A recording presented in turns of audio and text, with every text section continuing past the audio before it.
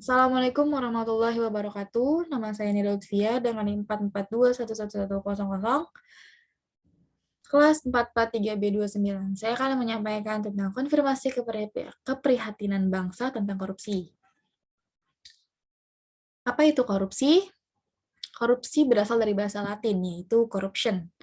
Dan dari kata kerja corrumper, berarti busuk, rusak, menggoyahkan, memutar balik, dan menyogok. Menurut Transparansi Internasional, adalah perilaku pejabat publik, baik politikus atau politisi, maupun pegawai negeri, yang secara tidak wajar dan tidak ilegal memperkaya diri atau memperkaya mereka yang dekat dengannya, dengan menyalahgunakan kekuasaan publik yang dipercayakan kepada mereka. Adapun jenis-jenis korupsi, yang pertama kerugian keuangan negara. Ada 3. Yang pertama kerugian keuangan negara, yaitu mencari keuntungan dengan cara melawan hukum dan merugikan negara serta menyalahgunakan jabatan untuk mencari keuntungan dan merugikan negara. Yang kedua, menyuap. Tindakan pemberian uang atau memberi uang atau hadiah yang dilakukan oleh pejabat pemerintah untuk melakukan atau tidak melakukan sesuatu yang bertentangan dengan kewajiban, sebagaimana perbedaan hukum formil dan material. Dan yang ketiga, ada pemerasan, yaitu tindakan yang dilakukan oleh pegawai negeri atau penyelenggara negara untuk menguntungkan diri sendiri atau orang lain secara melawan hukum, atau dengan menyalahgunakan kekuasaannya dengan memaksa seseorang memberikan sesuatu, atau membayar, bisa juga menerima pembayaran dengan potongan, atau untuk mengerjakan sesuatu bagi dirinya sendiri. Adapun teori-teori penyebab korupsi.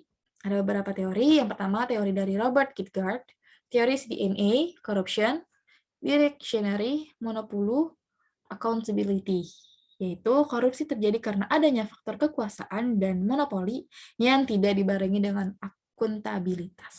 Yang kedua ada means and scheme, Robert Merton. Korupsi merupakan suatu perilaku manusia yang diakibatkan oleh tekanan sosial sehingga menyebabkan pelanggaran norma-norma. Ketiga ada solidaritas sosial, dikembangkan oleh Emil Durkheim. Teori ini memandang bahwa watak manusia sebenarnya bersifat pasif dan dikendalikan oleh masyarakatnya. Yang terakhir ada Jack Boland, teori GONE, Greed, Opportunity, Need, dan Expose. Faktor-faktor penyebab korupsi adalah keserakahan, greed, kesempatan, opportunity, kebutuhan, needs, dan pengungkapan adalah expose. Keserakahan berpotensi dimiliki setiap orang dan berkaitan dengan individu pelaku korupsi. Lanjut ke faktor-faktor penyebab korupsi, yang punya 2 faktor, yaitu faktor internal dan faktor eksternal. Apa itu faktor internalnya? Yaitu korupsi yang datang dari diri pribadi.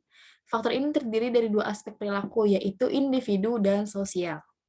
Aspek berperilaku individu meliputi sifat tamak atau rakus manusia, moral yang kurang kuat, dan gaya hidup konsumtif. Adapun faktor eksternal merupakan faktor penyebab korupsi yang datang dari sebab-sebab luar. Lanjut ke dampak-dampak korupsi. Dampak korupsi terhadap ekonomi, politik, pemerintah, dan hukum ada 4.